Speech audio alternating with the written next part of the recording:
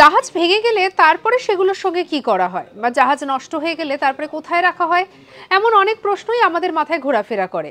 বা যে সমস্ত জাহাজগুলো কোনো কারণে সমুদ্রের তলদেশে তলিয়ে গেছে, তাদের যদি বডি পার্টসকে উদ্ধার করা যায়, তারপরে সেগুলোকে কোথায় নিয়ে আসা হয়, এমন একাধিক রহস্য বা এরকম একাধিক প্রশ্ন আমাদের মাথায় ঘোরাফেরা করে।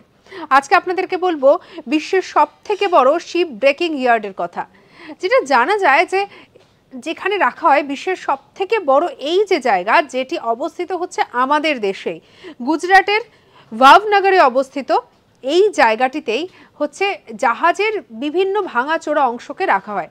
তবে হ্যাঁ, জাহাজের কিছু কিছু বডি পার্টস থাকে যেগুলোকে কিন্তু আবার পুনর্ব্যবহার করা যায়, তাই সেই সমস্ত জিনিসগুলোকেও এখান থেকে খুলে নিয়ে যাওয়া হয় পরবর্তী অন্য কোনো জাহাজে ব্যবহারের ক্ষেত্রে।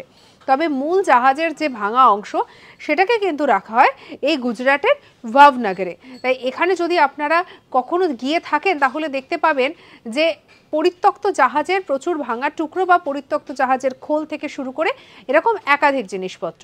সঙ্গে রাখুন আজ তাক বাংলাকে, সাবস্ক্রাইব করতে ভুলবেন না অজানা খবরকে জানার জন্য।